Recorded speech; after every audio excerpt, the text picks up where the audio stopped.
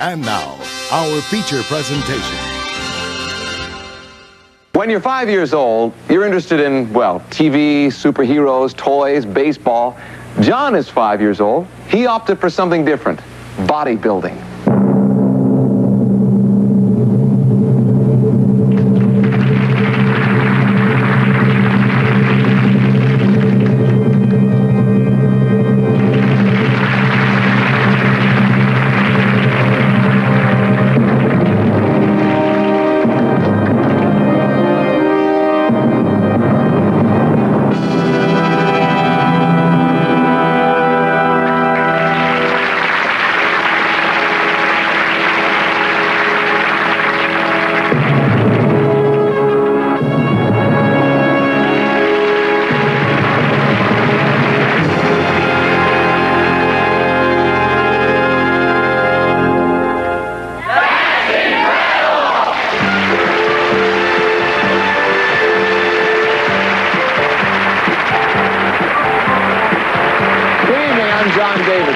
You know, last season we devoted an entire show to incredible kids.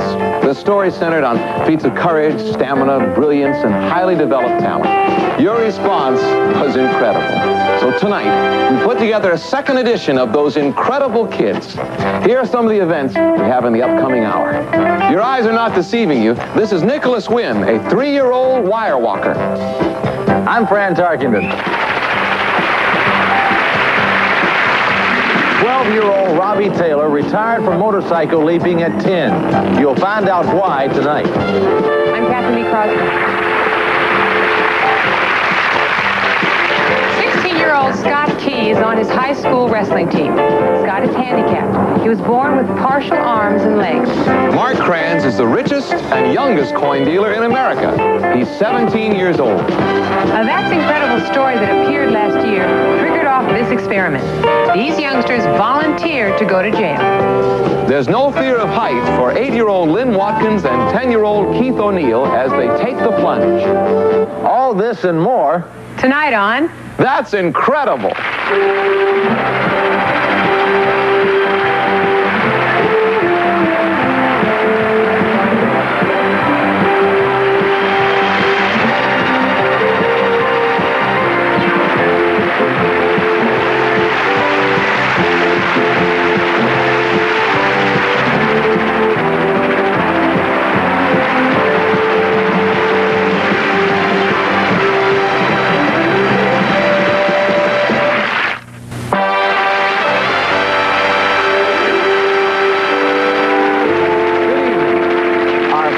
Tonight is about a beautiful 10-year-old with an incredible voice.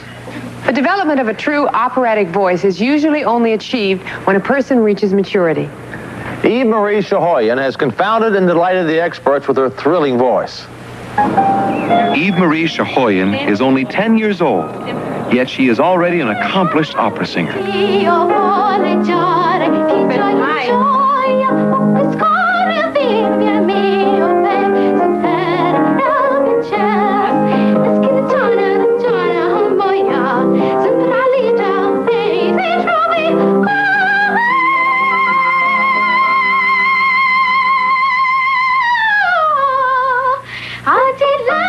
At age 2.5, Eve showed an unusual beauty in her voice. And that's when I first knew that she had a gift. Lots of energy. Make each note important.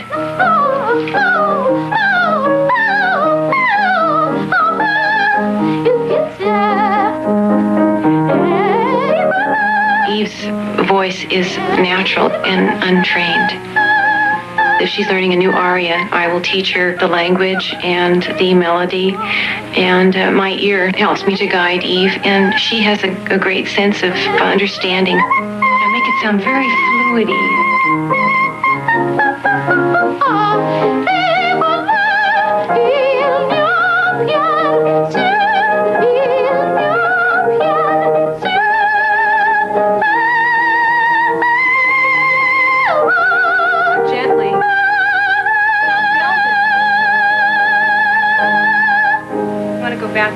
We never told Eve that she should sing.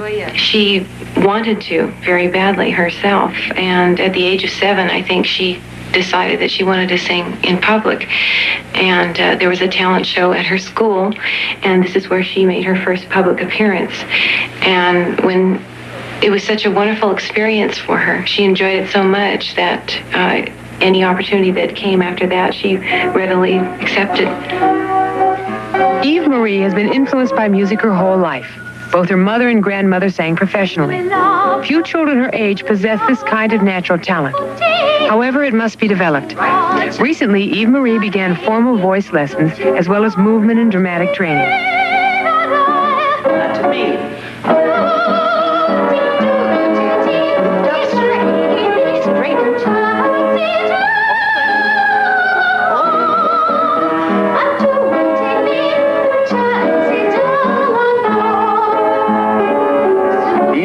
Quality in the upper octave really is a phenomenal thing. She has the ability to negotiate a number of very difficult passages with her voice, the kind which you usually associate with the coloratura soprano.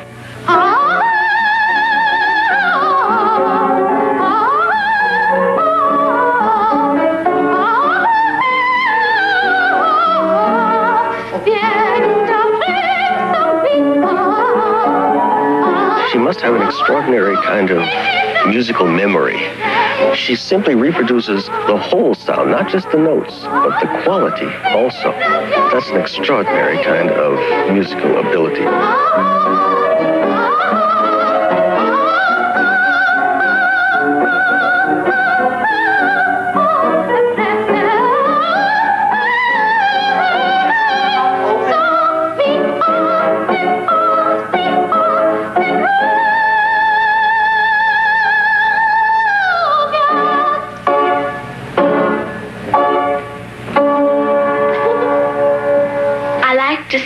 Because I like to act, and acting is part of singing. Sometimes I think I'd like to sing all the time. Eve does have a gift. However, she's a normal, healthy child in every other respect. She does not perceive herself as anything but an average little girl. And she likes ice cream, she loves her friends, she likes to roller skate. We feel that Eve's education is equally as important as her music, and we have a tutor for her twice a week. It makes us feel secure that she will be getting the education that's necessary. Eve, of course, would like to become a professional singer, and I think it would be very important for her to be as versatile as possible. However, I think our emphasis in the classical singing is for a very good reason, in that her gift really is displayed in the difficult music of the arias. It's really entirely up to Eve. She initiated this career on her own, and it's up to Eve to decide where she should take it. If she quits tomorrow, she's had a marvelous growing experience, and that's very important, I think. Ladies and gentlemen, Eve Shahoyan.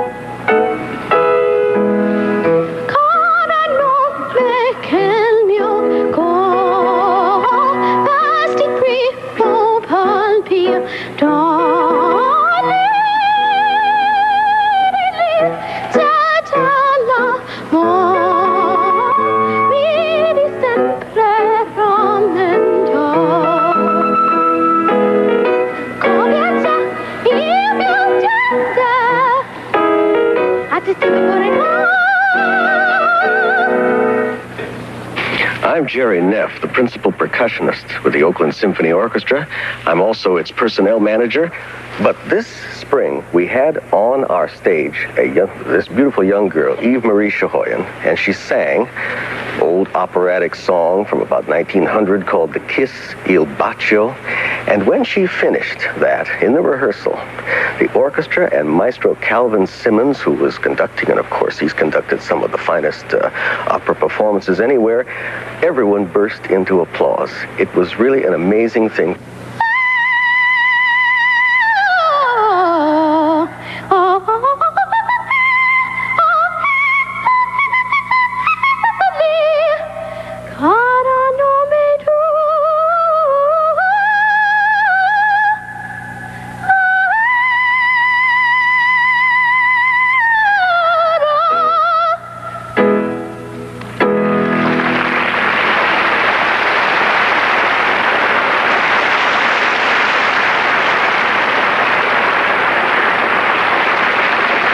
We brought this remarkable family to our studio tonight. We have 3-year-old Nicholas Wynn, his brother Carl, and father Hans.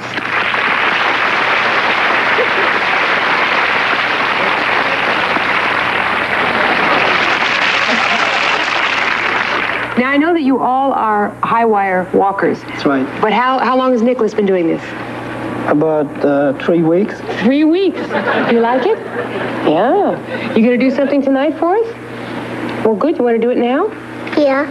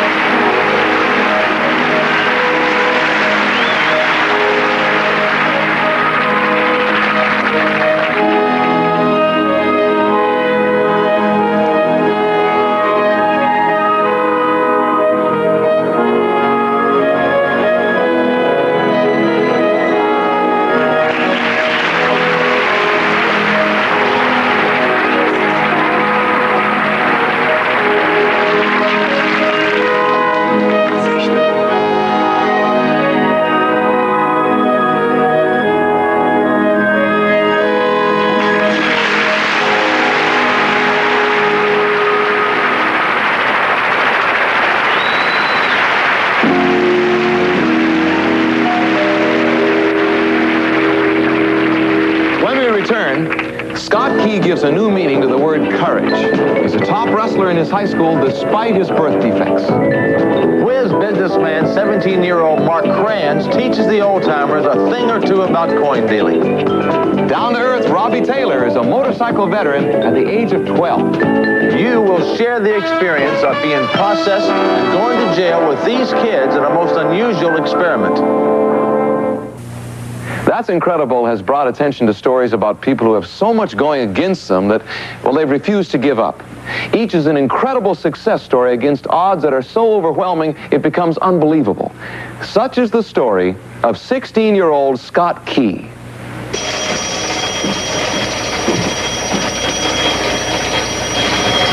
In Binghamton, New York, 16-year-old Scott Key usually gets up early. He wants to get a head start on the competition.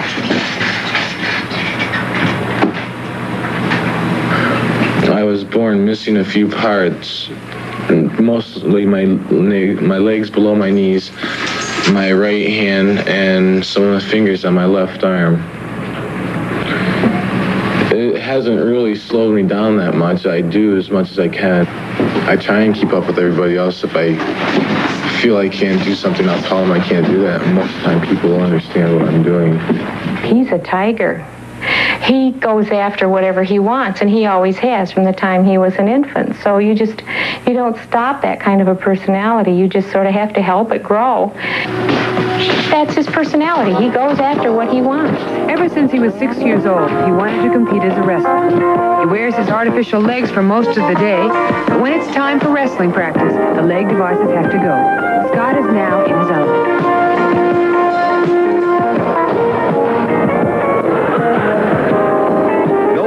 Sure, but his mother thinks his birth defects are the result of extensive x-rays she received while pregnant with Scott. Whatever the reason, Scott doesn't care. He does almost everything other wrestlers do. Some things he does better. Scott can beat many of the wrestlers in this room. Wrestling is a sport of strength, stamina, balance, and Scott has all of those. At times, he actually moves with the grace of a gymnast who happens to be short. Well, the only thing I really had trouble with is my height. Everybody's they're really taller than me, so it's kind of hard when I'm trying to get a move that I need leverage for and I need more height for, like a headlock or something. And it's just, so I have to work more at the lower body than I do up top.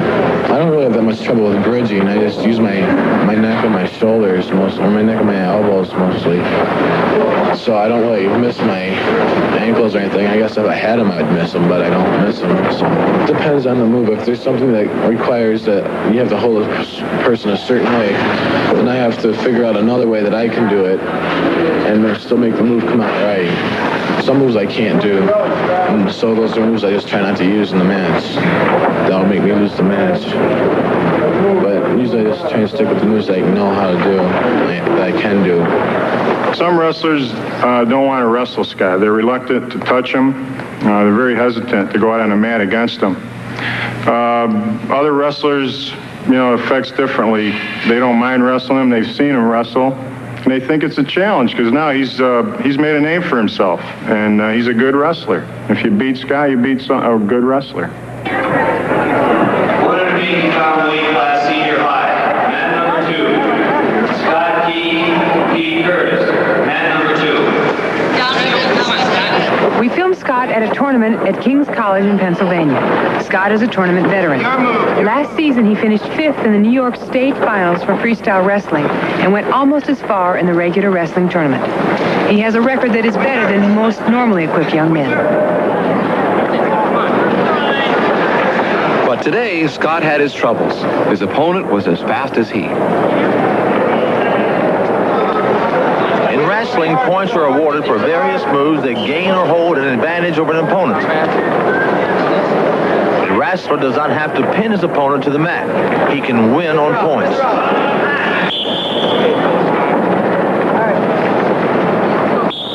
Scott got behind early and had to fight his way back.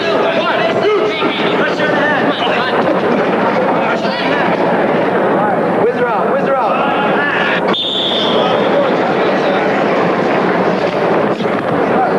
Circling cautiously, he picked his time to strike.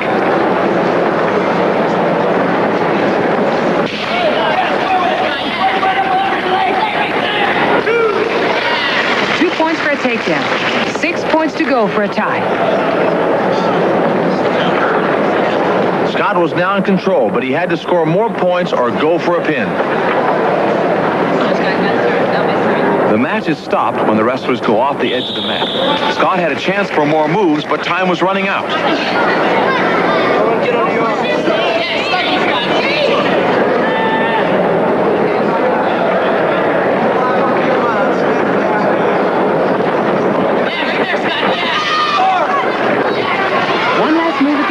Scott loses 12-8. I lost, everybody loses. And if I blamed everything that I did wrong in my life on my birth defect, then I'd just be on my birth defect all the time. He was a good wrestler, so he proved that right now he is a better wrestler than I am. And that's pretty much what I'd try and look at it. I was born with a birth defect, not a handicap. My body was defected. I had a choice to make it a handicap or leave it just as a birth defect. Now I feel that I have left it as a birth defect because it hasn't slowed me down. A birth defect is what you're born with, and a handicap is what you make of it. Scott Key, born with the heart of a lion.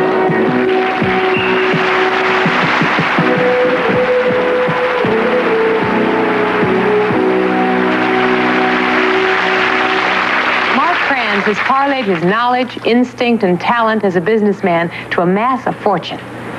He began 3 years ago at the age of 14, but what he knows about dealing in rare coins amazes the pros that have been in that intricate field for years. He's smart. He uses his head. He knows how to buy and sell. He knows how to make money. He's a fast mastermind. He's like a photographic memory. If you want to know something, you ask Mark. He always helps me when I need it. When I'm broke, Mark, I need a little money. Mark's there. I know that money presents problems to some people, but I think he's overcome a lot of them already. Mark Kranz, at 17, is already one of the most successful rare coin dealers in the country.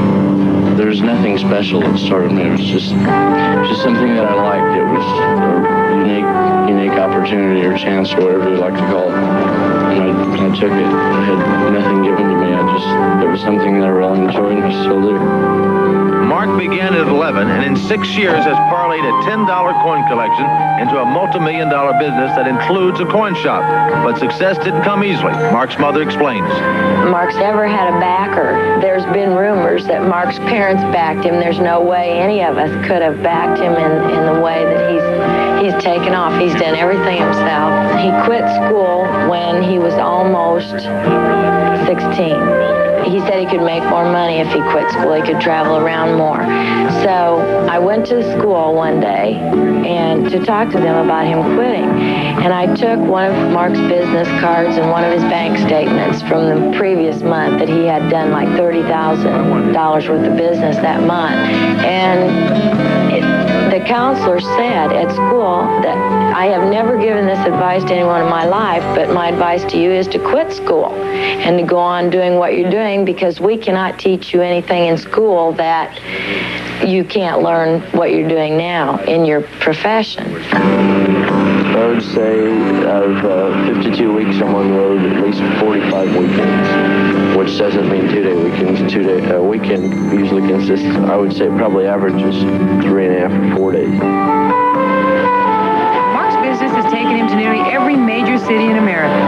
His routine is like that of a corporate executive. First-class travel, fancy hotels, and an income over $1,000 a week. He attends coin shows and auctions where he may buy and sell $100,000 worth of coins in a single weekend.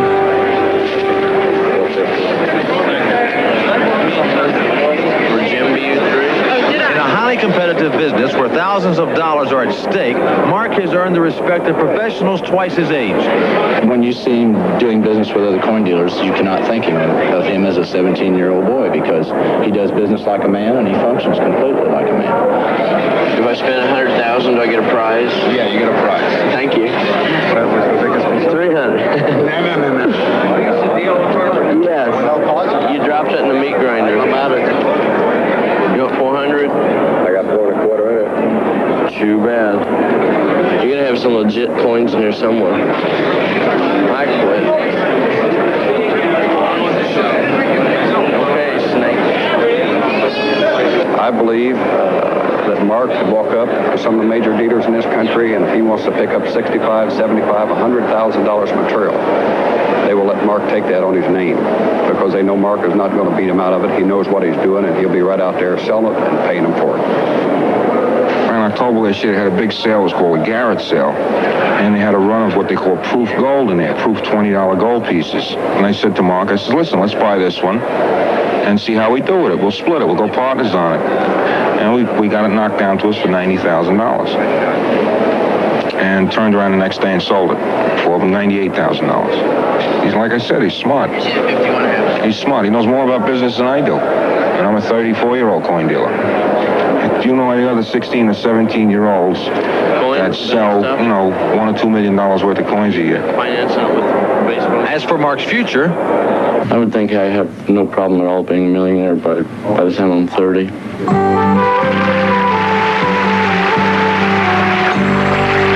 When Robbie Taylor was only 8 years old, he was so good at trick motorcycling, he was able to leap over 5 cars at a time. I must emphasize that Robbie is closely supervised by trained adults. Do not try this yourself. Robbie Taylor was known as the world's youngest motorcycle jumper. Since the age of 4, Robbie stunned audiences as he roared up ramps at speeds of over 50 miles per hour. in 1977, he jumped over 5 cars ramp to ramp. He was only 8 years old.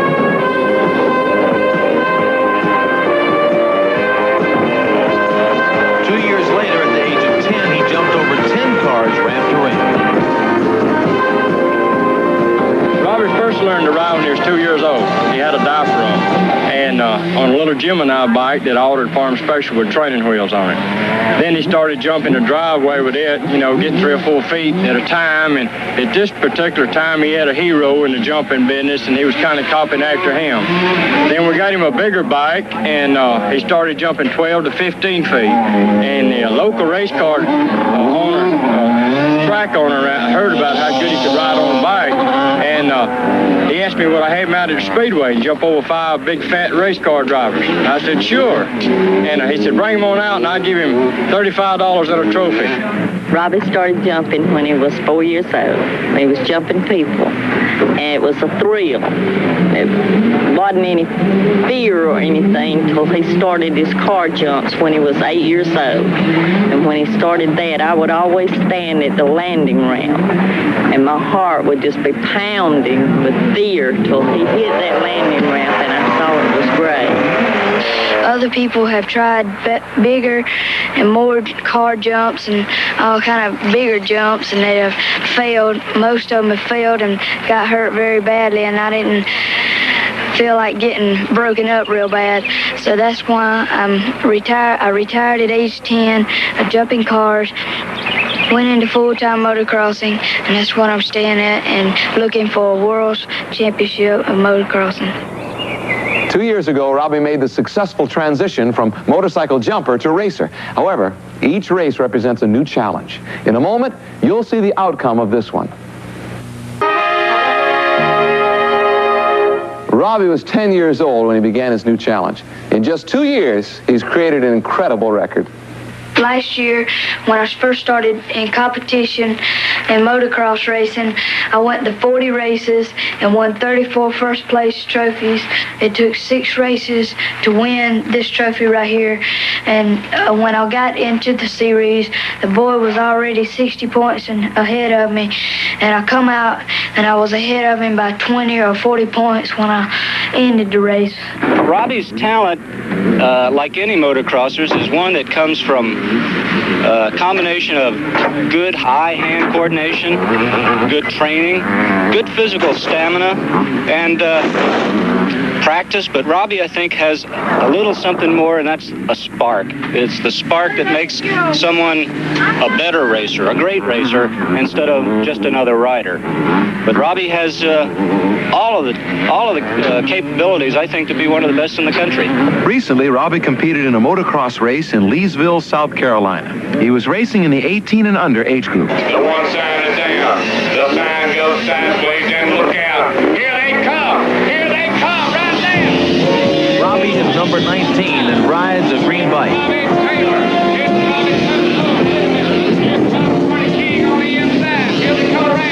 The motocross race course is a 1-mile track filled with hairpin turns and jumps the size of small hills. Robbie's years of riding and his command of the bike enable him to compete with the older racers. speed that counts, but balance as well. If the rider takes a fall, he's liable to eliminate himself from the race.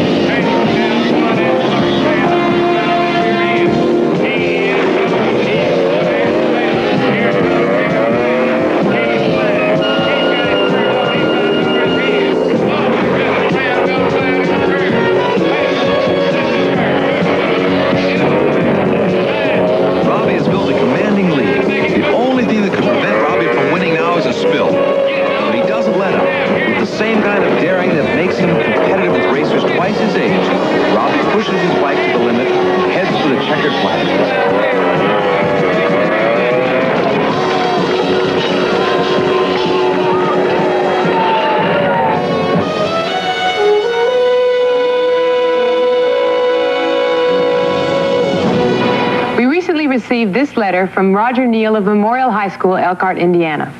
Students at Elkhart Memorial High School are arrested, and the school feels that it's a good experience. Students taking American government in Mr. Neal's class may volunteer to be arrested before the end of the school year. This may sound incredible, but it is true. Last year, Mr. Neal and the Elkhart Police Department decided to provide the American government students the opportunity to experience the full effect of being charged with a crime, booked, jailed 5 hours, talking to a bondsman, and appearing in front of a judge to face charges. It's like being in a closed room area with no windows, nobody to talk to. Just nerve-wracking. Okay, Nina, here's what you're going to do. You're going to go inside the mall, go in Fox's jewelry store, just turn right, go inside, and you'll see a showcase. Inside the showcase, you'll see a bunch of bracelets. Open the sliding door on the back, reach in, pull out the bracelet, exit. And if you hear an alarm sound, ignore it. Just go on right on out of the jewelry store on down the sidewalk. Last year alone, over 2 million juveniles were arrested and booked on criminal charges. American government teacher Roger Neal wondered if there was something he could do to help reduce that. The result was a program unique in American education. Hi, can I help with something? No, thank you. Just looking. Okay, if you see anything, just let me know. With the cooperation of a local merchant and the Elkhart, Indiana Police Department, 18-year-old Nina Purdy will soon find out why crime doesn't pay. Rather than being told what happens when a criminal is apprehended, she will experience it firsthand.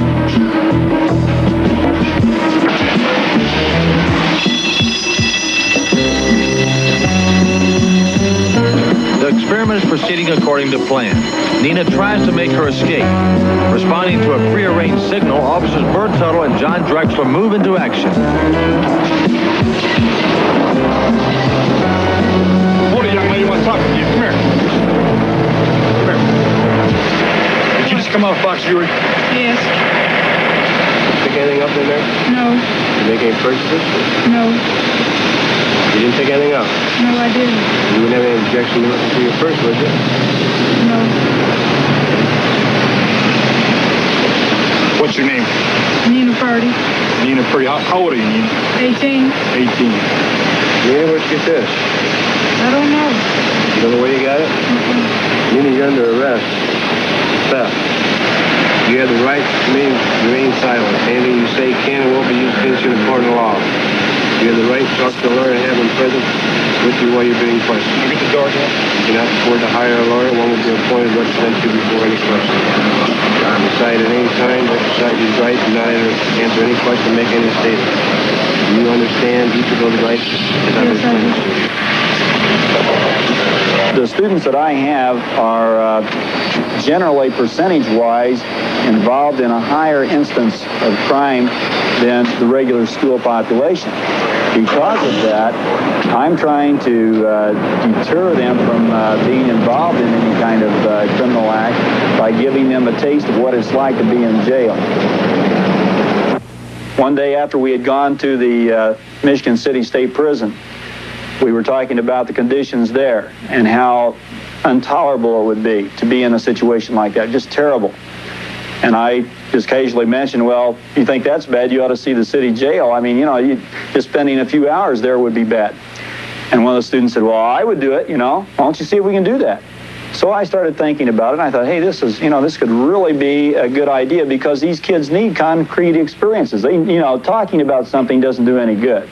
You have to experience it. So I said, okay, we'll let you try it. So we worked with the police department, and through their cooperation and school administration, we were able to accomplish what we have. We also had Zimbardo's part on television this year on That's Incredible. And we saw that and decided that we'd make some changes to make ours more realistic. We needed to make ours more believable to the students. So we had them actually commit a crime. In the case of Nina Purdy, the stealing of a bracelet, shoplifting. When she arrives at the police department, she's put in a holding tank or cell. There she's removed to the information desk where she's actually booked the first procedure. Okay, young lady. Right up there.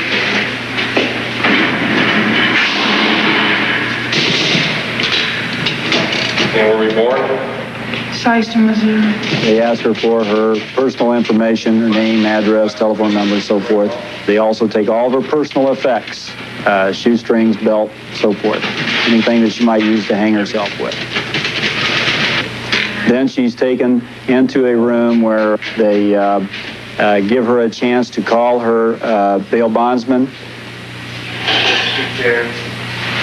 Pick up the phone, get a dial tone down the 9 to get an outside line. Your bondsman listed on the wall there.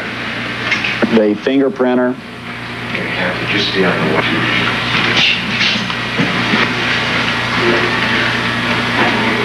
And then they take 1 or 2 mug shots.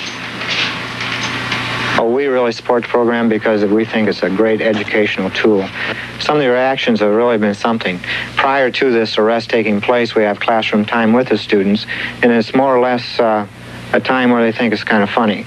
Then the arrest actually takes place, and the duration of time is spent in the jail. And then another classroom time is spent. And it is completely opposite at that particular time. They realize the seriousness of it. While they're in jail, they've lost all the concepts of time, things to do. There's nothing to read. There's a lot of time for thought in there. And a lot of good thought is went into it. So you can see prior is kind of a joke, but afterwards, it's a real serious thing. When those cell bars slammed shut, there had to be some thoughts going through their mind that, hey, this is pretty serious stuff.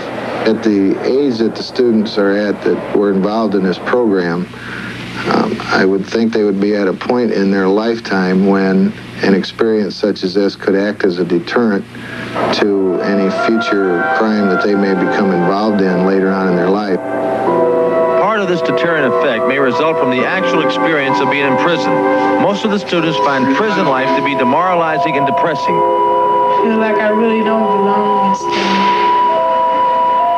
And that it's really bad to be in here. And that, no freedom around me, the walls are closed in. That I miss the outdoors so much. After 6 hours in a prison cell, Nina is ready for the next phase of her processing as a criminal.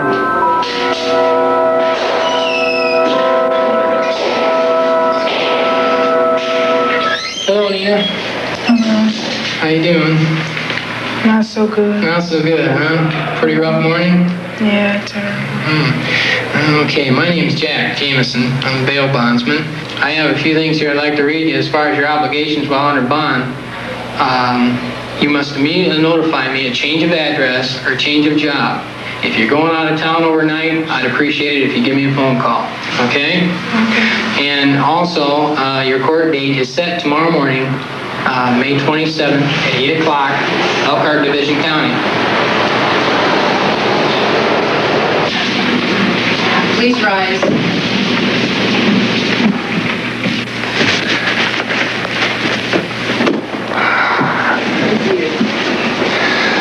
Nina Purdy. Can I come up here, ma'am, please? This is CR 2556, State of Indiana versus Purdy, cause coming on for arraignment. Defendant appears in open court. President Edward Chester, Deputy Prosecuting Attorney. Okay, Mr. Chester, would you like to read to Miss Purdy the theft statute and the penalty? Yes, Miss Purdy, under Indiana law, the crime of theft is defined as follows. A person who knowingly or intentionally exerts unauthorized control over property of a person. The most common reaction that we have, other than the fear of being in a courtroom, is a total lack of knowledge of the possible penalties for a common offense. For example, shoplifting in Indiana could carry as much as 4 years in jail and a $10,000 fine. And it makes no difference whether it's a 25-cent pack of gum or a diamond bracelet. And I don't think they're aware of this. And I think that makes a big impression on the kid. All right, Ms. Purdy, you've heard the prosecutor read the statute to you and describe the penalties. Do you understand that theft carries 2 years in jail, up to 4 years in jail, and up to a $10,000 fine? Yes. Do you understand that you have the right to be represented by a lawyer? The thing that I find so unusual is the approach came from the school and the students, not from the police administration or the probation department or the courts, but that the students themselves, along with their teacher, suggested this program, and with the cooperation of the police, programs worked very effectively. Next time I go shopping, I'm quite sure I won't, lift up anything because I know they'll be getting me into trouble. A lot of people think that jail is a fun place to be, but it ain't. From my experience, I learned it's going to make you think twice before you ever do anything like that again. I just say, I went through it. I know what it's like, and forget it. It isn't worth being in jail over. Well, it's been our experience, at least according to the school, that no child who has gone completely through this program has yet to be arrested. And if one kid doesn't get arrested, the whole program's worthwhile.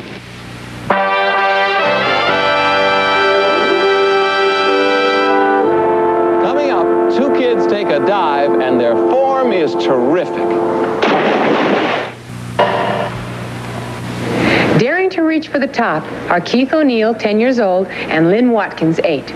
Attempting the most difficult of all dives from the platform 33 feet above the surface of the water. Lynn and Keith prove that with proper training, long practice hours, and a willing spirit, almost anything is possible.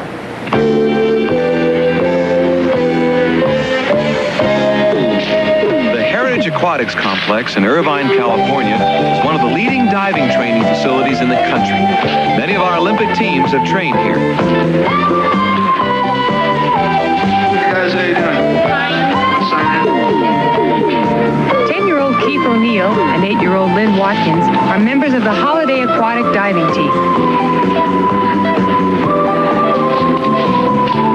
Have fun. Thank you.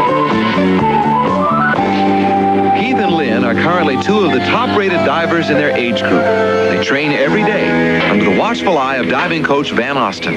Morning, gang. Ready for some platform today? Yeah. All right, let's go do it. The diving platform has 3 levels, 5, 7, and 10 meters. The 10-meter platform towers 33 feet above the pool. Keith O'Neill has been diving for 6 years. For the last 3 years, Keith has been the California State 10 and under champion. He was a medalist in the National Junior Olympics, 12 and under age group. Although he specializes in platform diving, he can perform 162 different springboard dives as well.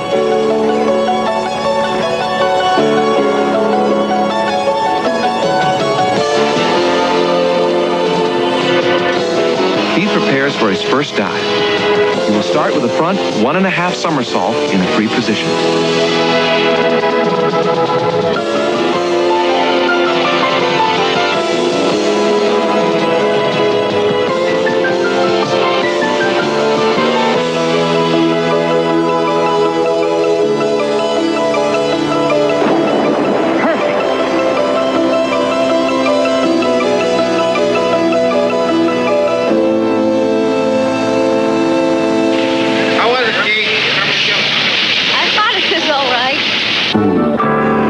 Dive again in slow motion.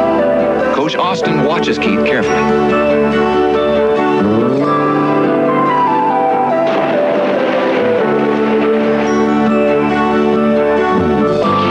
Time's up. Keith O'Neill is a 10-year-old diver who's been diving for the past 6 years, starting when he was age 4. As an 8-year-old and an medalist in the age group national championships in the 12 and under age group. And I expect big things out of him for the next 2 years in this particular age group. Lynn Bucko-Watkins is a little bit of a phenomenon in herself in terms of her diving career. She just turned 9 years old, and as a result of a new change in the diving age group rules, this will be her 6th year of diving in the 8 and under age group in the diving events that will be held in the state of California and in the other meets we travel to. She started diving when she was 3 and has now won the California State 8 and under championships for the last 4 years in a row. She also will be participating in the national qualifying meet, attempting to qualify in the 12 and under girls age group. Like Keith, Lynn warms up with a front 1.5 somersault in the free position. This is an inward dive in the pike position.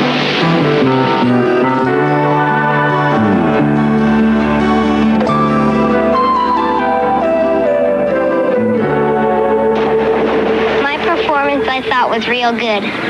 Diving's fun, and I just like to do it. And I hope I go to the Olympics when I get older. This dive is called a running approach, front 2 1/2 somersault in a pike position. Here it is again in slow motion.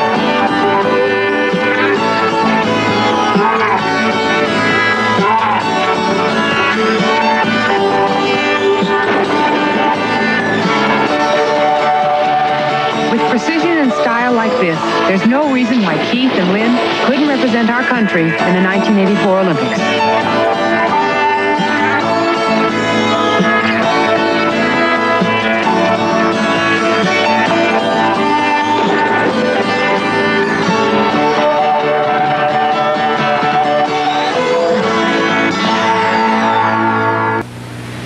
Well, tonight has really been special. All these young people doing incredible things. Our time is almost up. We'd like to thank our guests, John Randall, Nicholas and Carl Wynn and their father, Hans. If you have a suggestion or comment, write to us at Post Office Box 25989, Los Angeles, California, zip code 90025.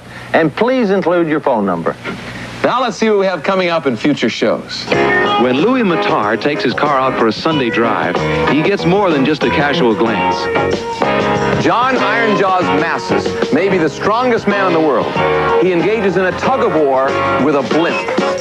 You'll meet the world's first bartending chimpanzee. Could Betty Stotts have had a premonition of her own death? And did she sense the brutal manner in which her life would end? Thanks for joining us again on That's Incredible. Good night.